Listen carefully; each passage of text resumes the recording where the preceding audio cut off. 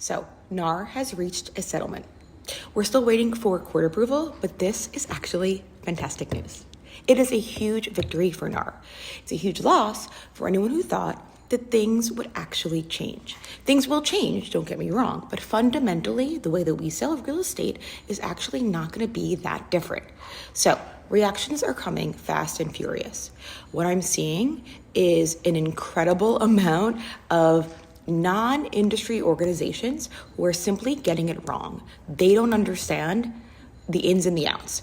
I've read the settlement. I've listened and read to different attorneys and their takes on it. I'm going to give you what I think is the baseline, my top line first take on what this means for us and how that's going to impact our future. The New York Times made some pretty strong statements. So did CNN. Both are saying that 6% commissions are gone, and so are seller-paid commissions. That couldn't be further from the truth. If you read the actual agreement, you'll see that it says that mandatory offers of compensation can no longer appear in the MLS.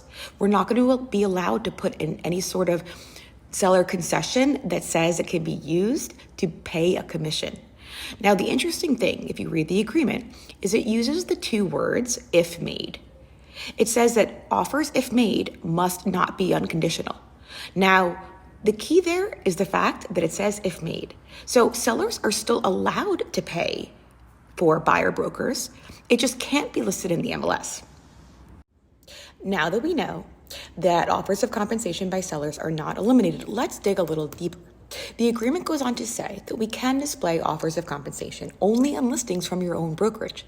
It goes on to say that when we are working with sellers, we must, this is quotes, conspicuously disclose to sellers and obtain seller approval for any payment to another broker, and such disclosure must be in writing.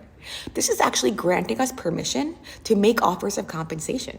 It's basically saying that you can use a listing agreement that states you're going to offer 3% of the sales price to a buyer's broker. So yes, compensation is still allowed. In fact, we just received the official blessing of the federal courts. It just has to be done off the MLS. Does that eliminate compensation? I think not. The best part about this settlement agreement, in my opinion, is the fact that every buyer is going to have to sign a buyer agency agreement.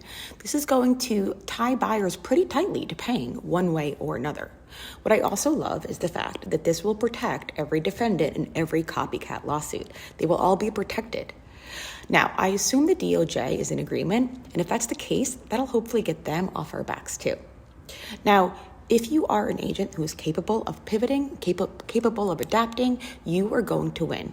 You are going to get paid more consistently by more buyers. You might have to do a little bit more work, but at the end of the day, it's going to be okay. Please don't panic. Please continue to educate and inform yourself and make sure that you have a broker that's going to help.